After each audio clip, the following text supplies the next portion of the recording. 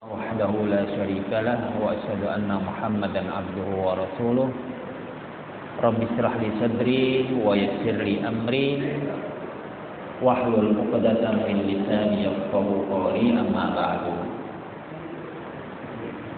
Hadirin jamaah sekalian yang dirahmati oleh Allah, alhamdulillah meskipun hujan pada saat ini, kita masih bisa melanjutkan kajian kita pada malam hari ini tanpa kekurangan suatu apapun.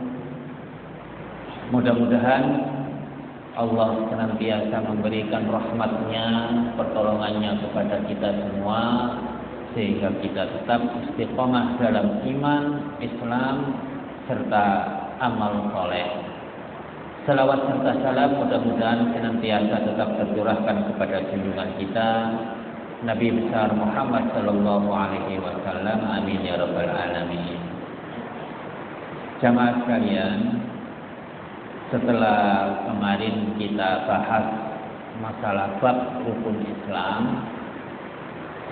kita lanjutkan yang kaitannya dengan rukun iman.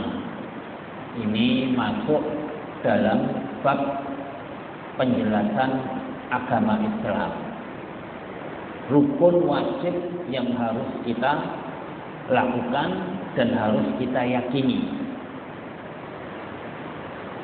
Para ulama memiliki menjelaskan iman itu lebih dari 70 cabang yang lebih dari 70 cabang. Sab'ina bid'an. Yang paling tinggi a'laha ialah syahadat la ilaha illallah, tiada Tuhan selain Allah. Niki rukun iman yang paling tinggi. Keimanan dalam hati yang nilainya itu sepertinya gampang kita ucapkan, tetapi pahalanya itu sangat berat di sisi timbangan amal kebaikan kita. Makanya dikatakan yang paling tinggi kedudukannya. Wa adnaha, niki hadis menurut Rasulullah Muhammad sallallahu alaihi wasallam. Wa adnaha, dan yang paling rendah ialah imatatul adza anit thoriq, menyingkirkan gangguan dari jalan. Wal haya'u minal iman, sementara sifat malu adalah salah satu cabang dari keimanan. Jamaah hadirin sekalian yang dirahmati oleh Allah, para ulama menjelaskan rukun iman itu ada 6. Jadi 73 lebih cabang keimanan itu.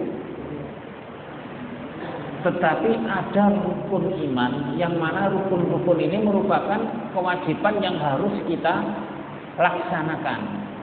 Nek mboten percaya kali perkara-perkara yang 6 ini, maka kita keluar dari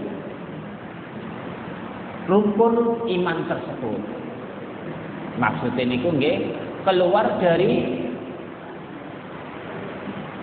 kategori orang mukmin.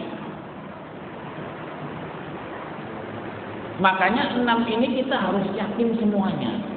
Niki mestine kita sudah paham betul. Keenam rukun iman ini harus ada pada keyakinan kita sebagai orang mukmin. Boten oleh boten. Salah satu kurang, boten sempurna, atau bahkan dianggap murtad. Dianggap boten sah keimanane nek boten ngakoni salah setunggali. Dan rukun iman itu bagaimana kita pasti mengetahui yang pertama adalah iman kepada Allah. Iman kepada malaikat yang kedua, iman kepada kitab-kitab Allah yang ketiga, iman kepada para rasul utusan Allah yang keempat, iman kepada hari akhirat yang kelima, yang terakhir iman kepada qadar, baik yang buruk ataupun yang baik maupun yang buruk. Jadi 6 rukun ini harus ada pada hati kita. Kudu kuat, kudu mantep, boten oleh boten. Dalil ke-6 rukun ini adalah firman Allah Ta'ala surat Al-Baqarah ayat 177. A'udzu billahi minasyaitonir rajim. Bismillahirrahmanirrahim. Laisal birra an tuwallu wujuhakum qibalal masyriqi wal maghribi. Berbakti dan beriman itu bukanlah sekedar menghadapkan wajahmu dalam sholat ke arah timur dan barat. Walakinnal birra, tetapi berbakti, kebaikan itu yang sebenarnya man amana billahi wal yaumil akhiri wal malaikati wal kitabi wan nabiyyi. Iman yang sebenarnya itu adalah seseorang beriman kepada Allah, percaya yakin kepada Allah, kemudian percaya kepada hari akhirat, para malaikat, kitab-kitab dan nabi-nabi yang diutus oleh Allah ke muka bumi ini. Inilah yang disebut dengan kebaikan atau beriman. Dados nek sekedar menghadap napa nek salat kan menghadap masyrik nggih, menghadap ke arah timur atau maghrib ke arah barat. Itu bukan kebaikan kalau tidak didasari dengan rasa keimanan kita di dalam hati. Teng riwayat hadis niku kan sebelum kita menghadap ke Ka'bah, kaum muslimin itu kan menghadap ke Baitul Maqdis sholatnya itu. Selepas itu ada perintah untuk berpindah menghadap ke arah Ka'bah. Ketika menghadap ke arah Ka'bah ini pas kondisi sholat. Banyak kedengaran enggak? Pas ke arah sholat itu tiba-tiba para sahabat itu pindah. Rasulullah dia pindah ke arah Ka'bah. Orang-orang Yahudi yang menganggap bahwa Baitul Maqdis itu adalah tempat suci mereka, sama dengan kita itu Ka'bah lah. Orang Yahudi ini kemudian protes, loh, kok pindah Ka'bahnya, kok pindah sholatnya, pindah ibadahnya. Kemudian turunlah ayat niki, laisal birra ini, untuk menjawab nopo protesnya orang Yahudi kepada Nabi. Karena sebenarnya bukan masalah kita itu menghadap ke barat ataupun ke timur. Kebaikan itu tidak di situ. Kebaikan itu adalah ketika kita beriman, ketika kalian semua wahai orang-orang Yahudi beriman kepada Allah dan Muhammad dan rukun-rukun iman yang lain. Nah, itulah yang disebut kebaikan. Tetapi seandainya kamu memang betul lah Baitul Maqdis itu tempat yang suci ya, menghadap ke sana ketika beribadah, cuman tidak beriman kepada Allah atau beriman kepada Allah tetapi tidak percaya dan mendustakan Rasulullah, itu bukan kebaikan. Terus niki asas keimanan itu temriku. Ya alhamdulillah ya. kita yakin betul memang alif kita itu sudah dikenalkan dengan rukun iman ini. Karena kita itu secara fitrah kan dia terlukis keyakinan yang ini. Akhirnya kita semakin dewasa, semakin kuat dan tidak mungkin bisa pudar ketika kita dikenalkan sejak bayi, sejak kecil lah. Makanya kullu mauludin yuladu alal fitrah itu nggih bener. Setiap anak itu lahir atas fitrah. Fa abawahu yuhawidanihi aw yunassiranihi aw yumajjisanihi. Maka kedua ibu bapaknya lah yang membuat apa? Membuat anak itu menjadi seorang Nasrani, menjadi seorang Majusi, menjadi seorang Yahudi. Itu kenapa? Ya karena memang doktrinnya sejak kecil. Ya alhamdulillah kita dididik dan kita berada pada tataran ibu bapak kita orang mukmin. Niki tentu nikmat yang sangat besar sing mboten enten hitungannya dari materi. Niki harus kita renungi nggih. Niki syukur kita wis gak ada ndelek-ndelek. Wis gak ada repot-repot koyo profesor-profesor barat ngoten niku sing pinter-pinter tapi ragu karo agamane akhire duweleki agama sing bener itu ya endi? Sing masuk akal itu sing endi? Sing kitabe itu gak bingungi itu sing endi? Tapi biasanya Islam itu nomor terakhir. Nek Buddha, wis kitabe gak karu-karuan, Tuhan iku akeh gak karu-karuan. Nek iki yo ora karu-karuan tambah mendem belajar kitab-kitab ngoten iku. Tapi Islam wedi. Soalnya apa? Pandengane Islam itu adalah teroris. Akhirnya ojo belajar Islam. Islam itu agama teroris.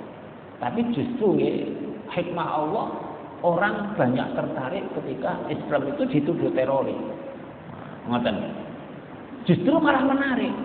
Kenapa Islam itu kok disebut teroris? Coba tak pelajari. Akhirnya mereka banyak yang mu'alaf, banyak yang masuk Islam.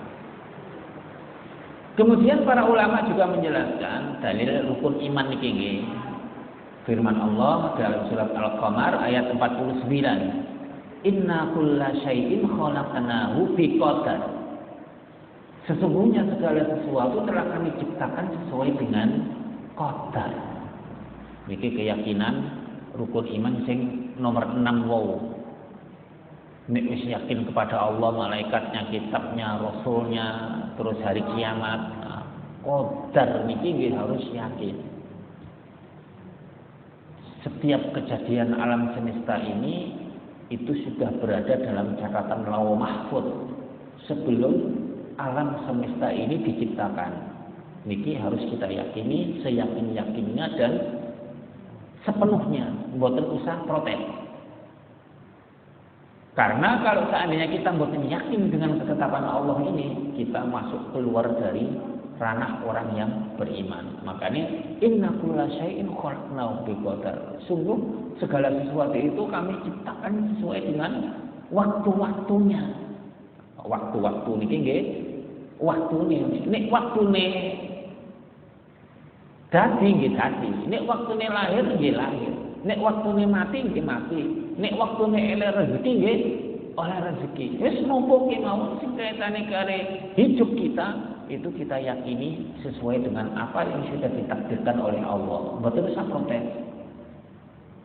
Sekali lagi, mboten usah protes dengan keyakinan seperti ini.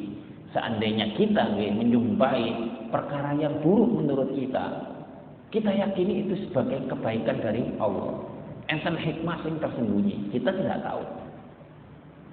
Sebaliknya, nek oleh keapian, ngada-ngadai syukur. Dan tidak perlu kita terlalu gembira ketika mendapatkan yang kaitannya dengan kesenangan. Terus qadar niki perkara yang sangat penting bagi keyakinan kita sebagai orang mukmin. Kita niki nggih cuma menjelaskan ini nggih masalah iman karena detailnya juga kita sudah mengetahui. Tingkatan selanjutnya yang kaitannya dengan agama Islam, ya, setelah Islam mau yang pertama dan rukunnya ada 5, sekarang baru kemudian iman, rukunnya ada 6, lalu ihsan. Ihsan niku rukune mek setunggal. Apa rukunnya itu? Ini dijelaskan dalam sebuah hadis nggih. Antak budallaha ka'annaka tarahu. Beribadahlah kepada Allah dalam keadaan seakan-akan kamu melihatnya. Fa in lam takun tarahu, jika kamu tidak melihatnya, fa innahu yaraka, sesungguhnya dia Allah itu melihatmu. Niki ihsan, masuk dari bagian agama Islam. Allah Subhanahu wa taala berfirman, "Innallaha ma'al ladzina taqaw wal ladzina hum muhsinun." Surat An-Nahl ayat 128. Sesungguhnya Allah bersama orang-orang yang bertakwa dan orang-orang yang berbuat ihsan. Ihsan itu kebaikan.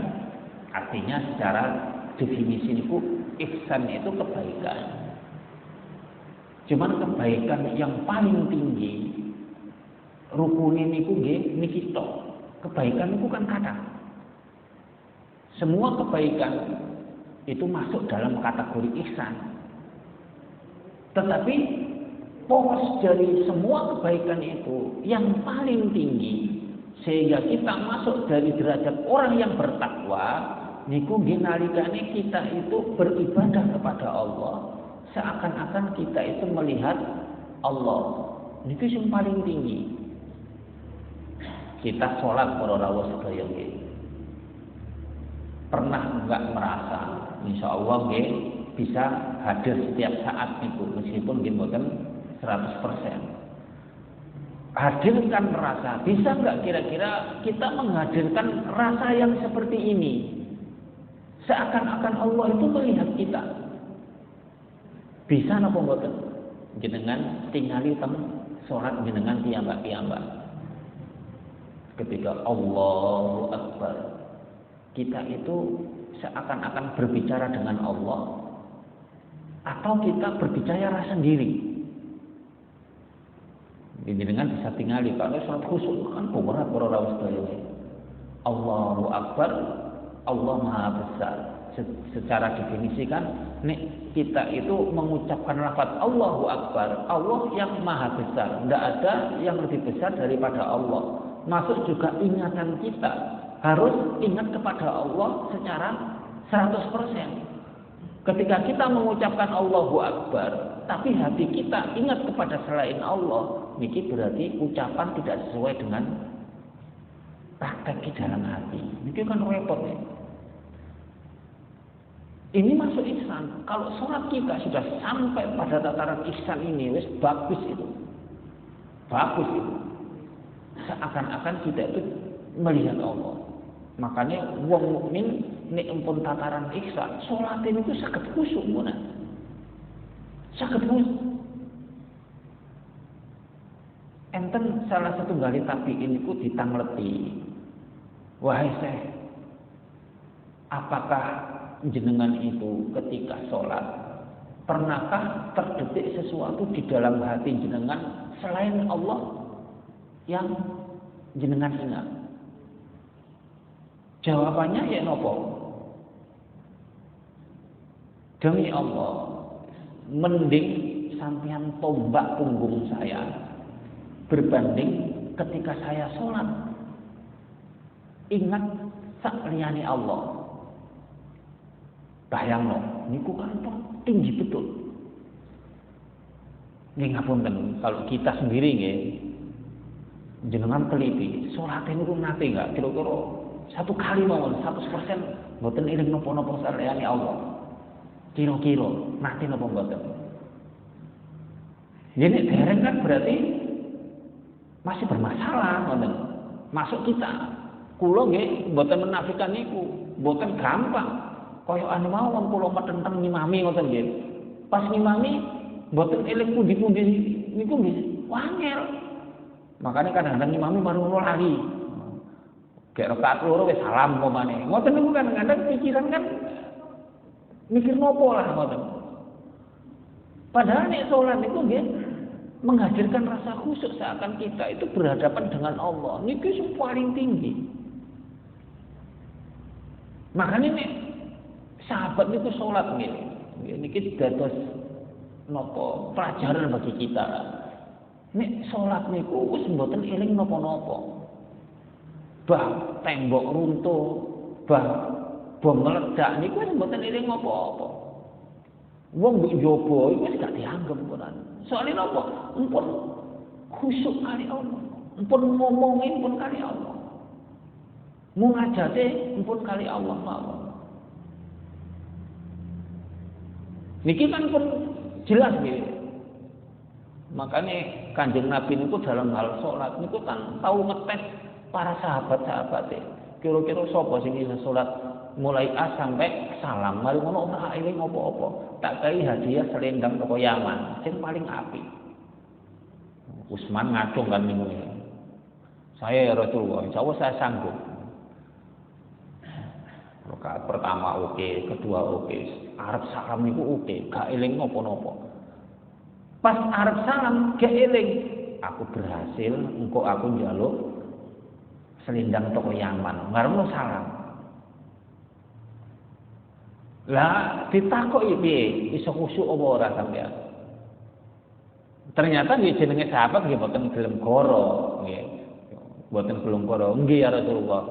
Ketika saya hendak terakhir salam, itu semuanya awal saya enggak ingat apa-apa selain Allah, tapi hendak salam saya ingat kira-kira selendang warna opo ya sing dikekno nang aku karo Kanjeng Nabi.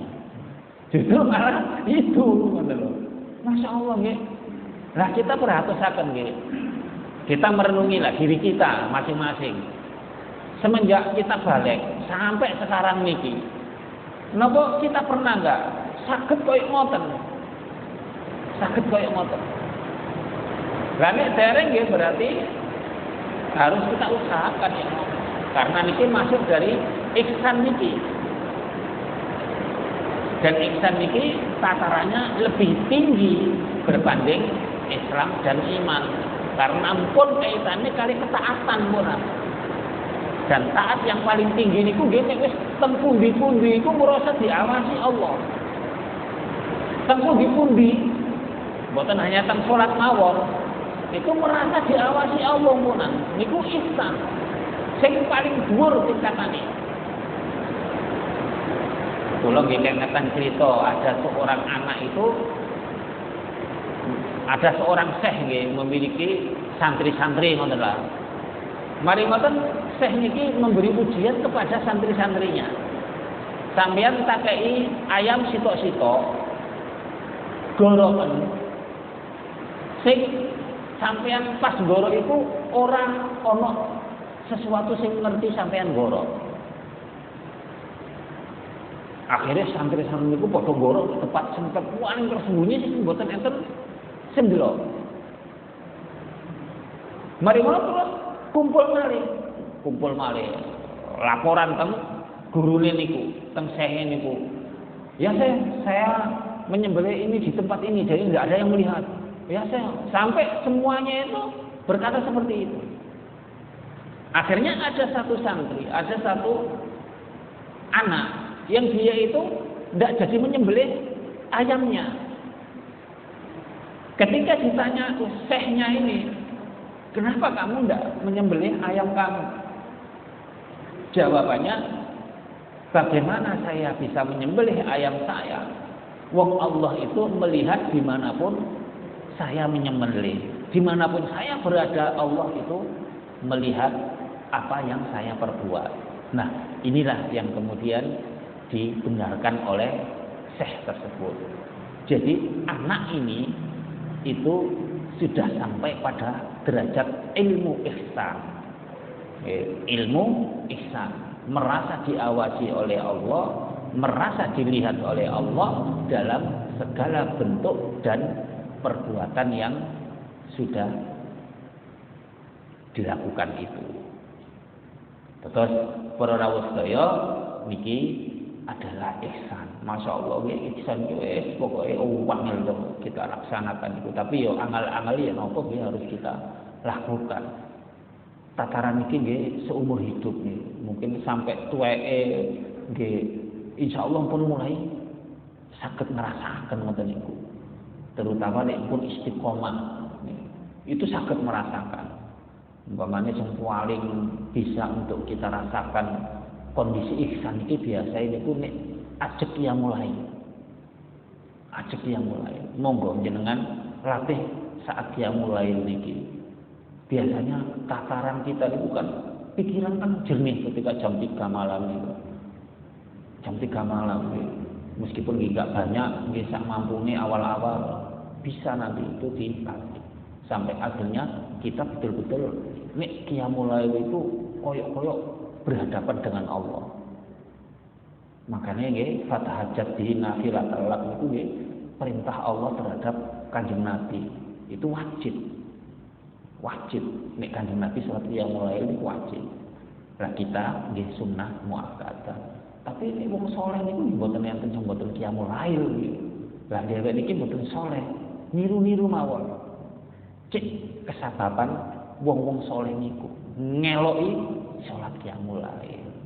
Sedikit monggo kita praktekkan karena niki memang sangat penting untuk kekuatan keimanan kita. Para ulama terdiri juga menyatakan sebuah dalil yang kaitannya dengan ihsan niki surah Asy-Syu'ara ayat 217 220. Wa tawakkal 'alal 'azizir rahim, dan bertawakallah kepada Allah yang Maha Perkasa lagi Maha Penyayang. Alladzi yaraka hina taqum, yang melihatmu ketika kamu berdiri untuk sholat. Wa taqallubaka fi sajidin, dan melihat perubahan gerak badanmu di antara orang-orang yang sujud.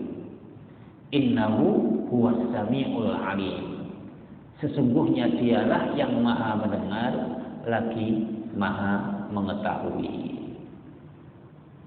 Terus ketika kita niku bergerak dalam sholat, gerakan kita itu seakan-akan kita itu berdialog dengan Allah, dan Allah tahu betul gerakan-gerakan kita, bacaan-bacaan kita dalam rukuk, dalam sujud, dalam doa-doa yang kita panjatkan.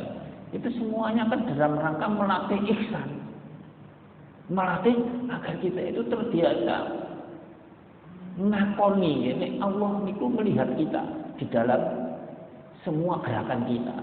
Niku manifestasi dalam sholat itu.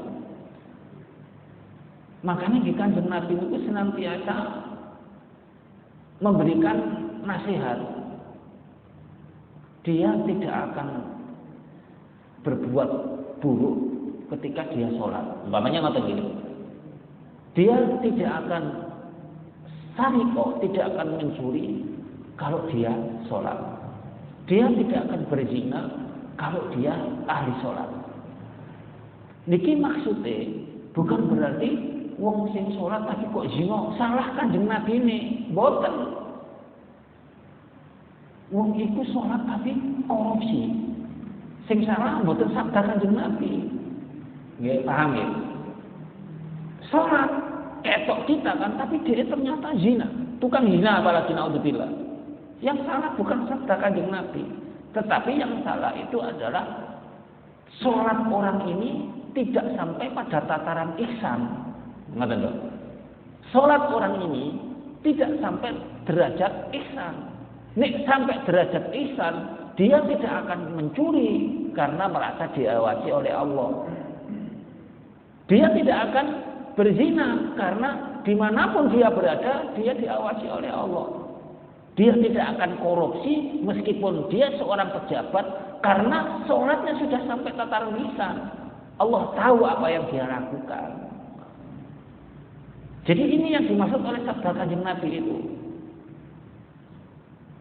Makanya as-sholatu tanha 'anil fahsya'i wal munkar. Niku betul realitasnya iku ahli salat tapi jadi maksud salat tidak tercapai di situ artinya.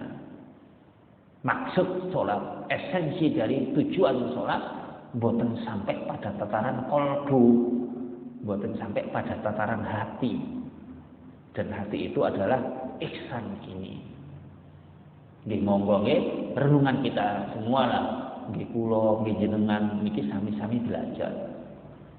Kula berbicara koyo ngeten niki bukan berarti kula pun saged khusyuk temenan dalam salat. Niku nggih nek di muhasabah niki pun akhir tahun nggih. Nek di muhasabah ngoten nggih. Coba pinten kira-kira setahun niku salat dhewek sing enten khusyuke 100%. Kira-kira enten ta? Niki kan dereng enten berarti bahaya. Kan khusyuk niku kan tingkat-tingkatan. Sudah sampai 60% ketika salat khusyuk. Atau 70%, atau 80%, 90%, sampai mboten. Niki kan perlu kita muhasabahi. Mboten mek sekedar hura-hura ngoten mawon. Hura-hura ketekno dhuwit, njumet kembang api, meleang, gebrak-gebrak sepeda motor karo-karuan. Tapi tambah suwe nggih mboten tambah dawa umure. Ngoten kan? Tapi suweneng. Niku kebiasaane wong Nasrani. Dan ini harus kita jauhi mestinya nih. Karena kita tidak boleh meniru kebiasaan orang Nasrani yang kaitannya dengan perkara-perkara laghun. Laghun mawon harus kita jauhi. Ya mboten dosa nyemet kembang api, tapi nek kembang api ini entek miliaran. Lah gaya apa ngoten maksudnya? Kembang api entek 100 miliar, entek miliaran lah dikekno wong-wong miskin sing teng Indonesia niki mawon kan lumayan. Nek segala diobong dor happy new year apa yo tulisane ngoten mawon. Masya Allah. Menghambur-hamburkan harta untuk sesuatu yang sia-sia. Mbok kok nambah umur ngono mboten masalah. Walhamdulillah iso nambah umur ngoten nggih. Enak Ustaz nggih. Oh enak ngoten. Tapi nggih wis lah, ya karena ini memang dari Kanjeng Nabi ini benar. Hujrah dobin itu ya.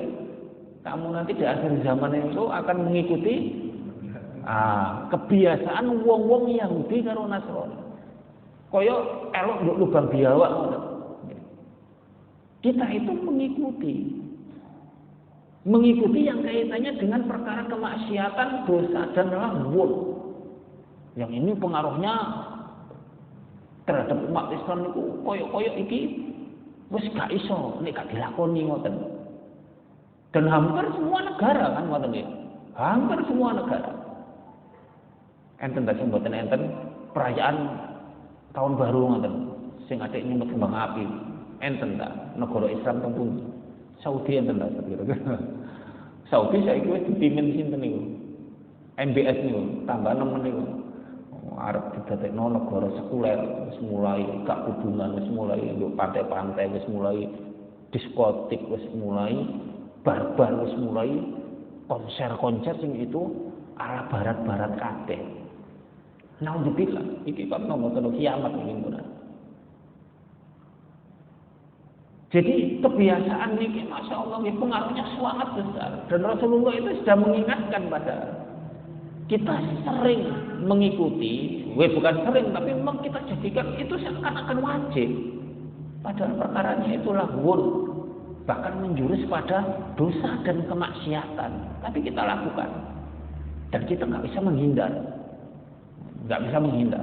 Mulai anrek, engkau bengi tahun baru, umpamanya ngoten ya. Makanya sebagian kalangan di antara kita itu ya opo carane supaya gak usah foya-foya kaya wong-wong wae lah ngoten lho. Akhirnya dipakai kita qiyamul lail, akhirnya dipakai napa kajian, akhirnya dipakai ya wis lah timbangane gebreng-gebreng rono-rono kaya ngoten niku runtang-runtung lanang wedok gak karu-karuan ya mending digawe nduk masjid. Mending ngoten untuk menghindari masyarakat, tapi ngoten iki nggih berat perjuangane wong sing enom-enom nggih purun ta ngoten niku. Sing tuwa-tuwa mawon enak turu lak ngoten. Masya Allah ya, niki kesana kemari tapi niki harus kita jadikan perhatian kaitannya dengan ihsan niki. Saya balikkan lagi ke masalah ihsan. Allah juga menyatakan dalam surat Yunus ya, kaitannya dengan ihsan, wa ma takunu fi sa'ni wa ma tatlu minhu min Qur'an. Dalam keadaan apapun kamu berada dan ayat apapun dari Al-Qur'an yang kamu baca, wala ta'maluna min amalin illa kada. Tidak lain kami adalah menjadi saksi atasmu di waktu kamu melakukannya. Syuhudan ittufiduna fi, menjadi saksi atas waktu yang kamu melakukannya itu. Jadi ayat niki, surat niki, niku secara jelas menunjukkan bahwa kita itu saat membaca Al-Quran atau mengerjakan pekerjaan apapun yang kita kerjakan, Allah lah yang menjadi saksi dari apa yang kita lakukan itu. Allah lah yang menjadi saksi dari apa yang kita lakukan. Dan itu secara dohir kita saat melihat saudara-saudara kita melakukan kebaikan, maka kita menghukumi secara lahirnya. Ya, secara lahirnya. Secara lahir nek wis ngucap la ilaha illallah Muhammadur Rasulullah, tiangi salat, nggih ngaji, nggih niku nggih kita menghukumi secara dohir. Niku dohire. Tetapi apakah Allah itu menghukumi secara dohir? Selepas dohir nggih batine. Jadi dohir batin itu dilihat oleh Allah. Dohire nggih kudu melakukan kewajiban-kewajiban nggih. Sing kali-kali kewajiban-kewajiban itu dilihat. Kemudian selepas itu batin. Batin yang dilihat oleh Allah. Dan batin inilah yang perlu kita perhatikan selepas kita melakukan kewajiban-kewajiban dohir. Innallaha la yanzuru ila ajsamikum wala ila suwarikum walakin yanzuru ila qulubikum. Sesungguhnya Allah itu tidak melihat kepada rupa-rupa kalian, bentuk-bentuk kalian, tetapi Allah itu melihat apa yang ada di dalam hati kalian. Dan ini pun tataran ihsan, berarti kita bisa nopo istilahnya memiliki ciri niku kita merasa diawasi oleh Allah.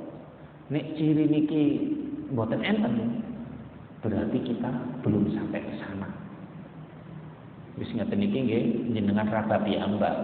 Insyaallah mumpun enten rasane lah meskipun nggih mboten 100% mboten.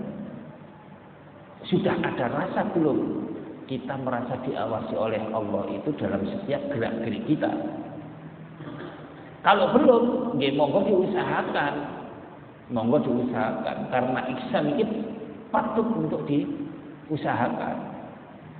Karena sudah tataran Allah itu akan melihat apa yang di dalam hati ini. Makanya tekad niku nggih penting. Tekad niku penting.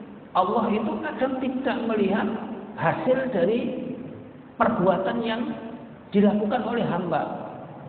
Tetapi Allah itu melihat tekad yang ada pada diri kita. Maksudnya ngeten nggih. Rasulullah niku kan dalam hal orang yang ingin mati syahid.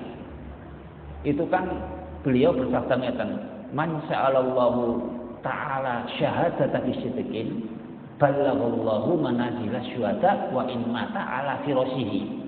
Ngoten nggih.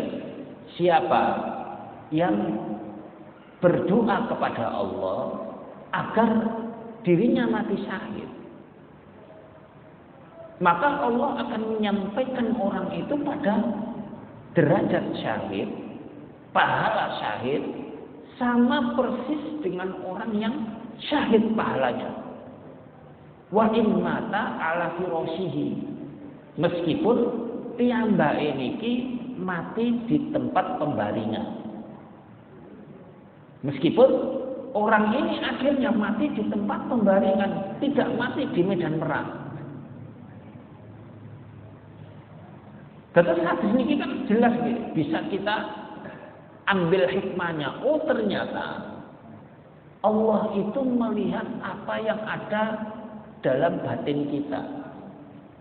Allah itu melihat apa yang kaitannya dengan tekad kita ternyata. Makanya nggih teng tahun baru nggih perhatikan muhasabah niku dalam hal tekad. Nek tekade apik, insyaallah apik hasilnya.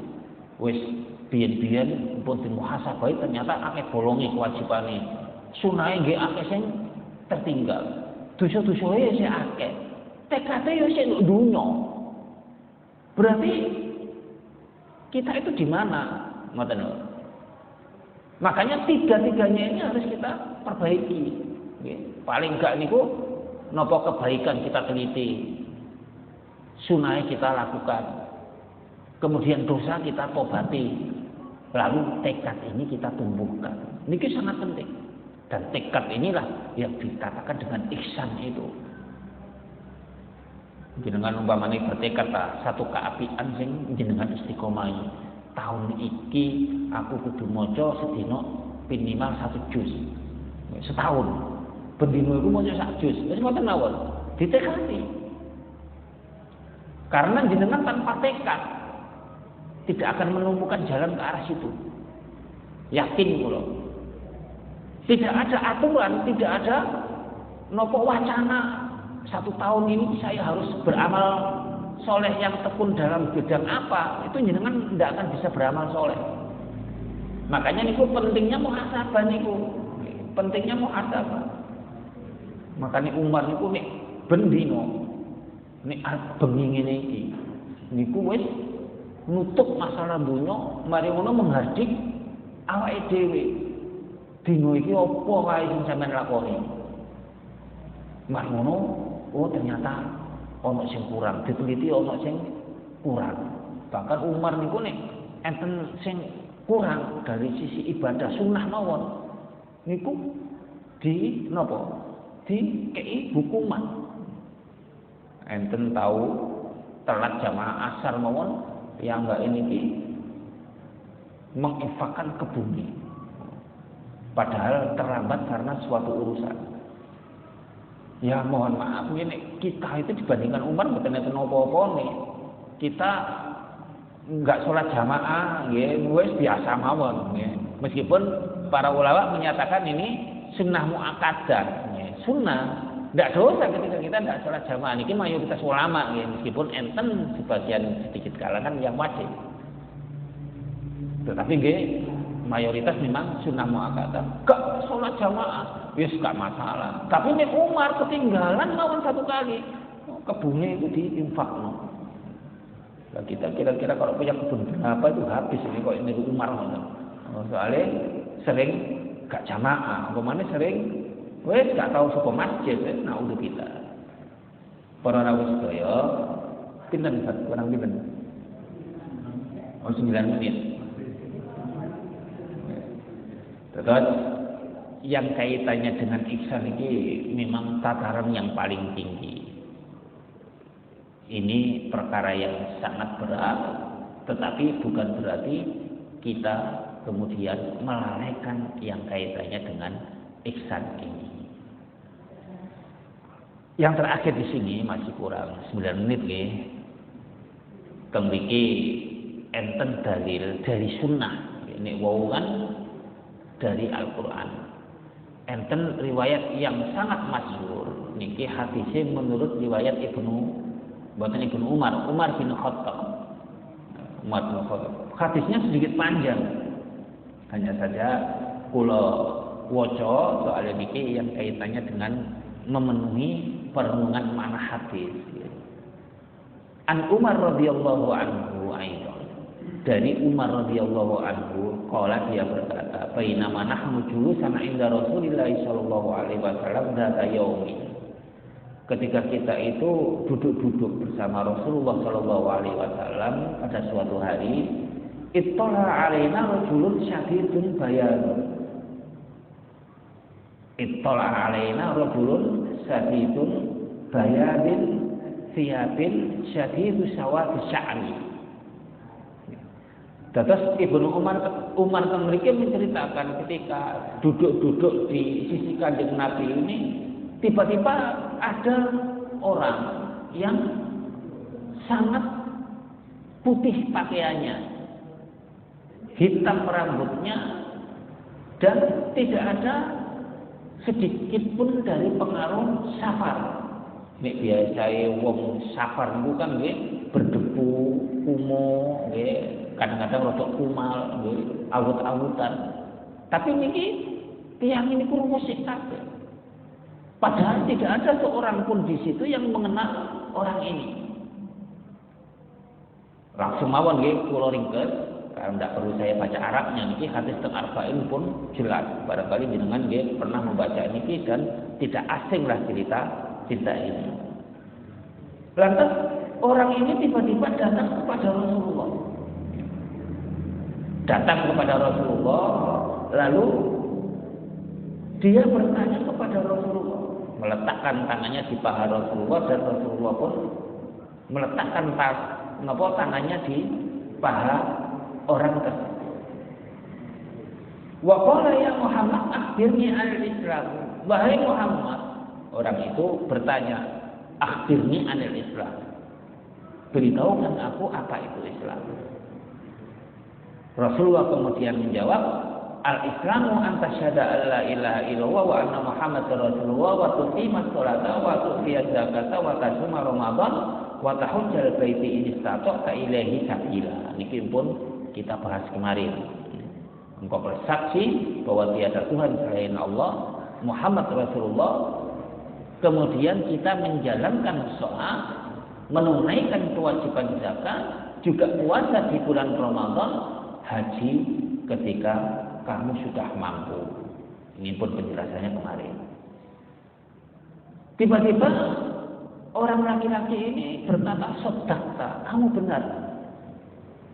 Para sahabat nggih gumun, "Lah yo wong takok malah dijawab, kok membenarkan?" Berarti orang yang bertanya ini sebenarnya juga bukan bodoh, bukan tidak tahu. Tapi karena di situ ada Rasulullah, tawadhu, adab niku enten. Dadi mboten langsung nyelatu ngoten mawon, tapi nggih adab terhadap Rasulullah sehingga para sahabat itu diam. Karena nanti pasti akan dijelaskan oleh Rasulullah. Kemudian orang ini juga bertanya lagi, meneruskan, "Ya Muhammad, akhbirni anil iman." Beritahukan aku tentang iman itu. Sebagaimana yang dijelaskan tadi, al-imanu an tu'mina billahi wa malaikatihi wa kutubihi wa rusulihi wal yaumil akhir wa tu'mina bil qadari khairihi wa syarrihi. Jelas nggih, rukun iman ada 6 tadi. Qala sadaqta. Orang itu juga kemudian ngomong, Anda benar. Seakan-akan dia pun tahu bahwa rukun iman itu adalah seperti yang disebutkan oleh Rasulullah. Lantas kemudian dalam hadis ini orang itu kemudian bertanya lagi, "Fa'akhbirni anil ihsan." Beritahukan kepadaku apa itu ihsan, apa itu kebaikan. Qala Rasulullah menjawab, "Anta'budallaha ka'annaka tarahu fa illam takun tarahu fa innahu yaraka." Ihsan itu adalah kamu beribadah kepada Allah seakan-akan kamu melihatnya. Dan ketika kamu tidak melihatnya, fa innahu yaraka. Sesungguhnya dia melihat kamu. Terus niki ihsan. Kalau kita mboten mampu beribadah seakan-akan kita melihat Allah, maka ada tataran kedua. Ketika kita beribadah, cobalah hadirkan seakan-akan Allah itu melihat kita. Jadi tingkatan yang lebih rendah. Terus tempundi-pundi ku Allah delok aku. Allah mesti ngerti apa sing tak lakoni. Bahkan tidak secara zahir mawon, tetapi secara batin. Dan batin ini yang diawasi oleh Allah. Niku sing penting. Makanya wong mukmin sing resik ati niku njogo ati. Njogo ati temenan nggih, mboten main-main. Kala wong laki-laki mau bertanya lagi, fa akhbirni anisa. Pun bisa nggih. Tapi niki nggih pun terakhir, fa akhbirni anisa. Mal mas'ul anha bi a'lamu minas sa'il. Yo orang yang bertanya itu tidak lebih tahu dari orang yang ditanya. Artinya niki Rasulullah nggih paham, akhirnya memberitahukan kepada para sahabat, iku mau sampai ngerti ta Umar sapa wong iku. Umar menjawab, kula mboten ngertos Kanjeng Nabi, iku ngono wau malaikat Jibril sing memberikan pelajaran kepada kamu mengenai agama Islam.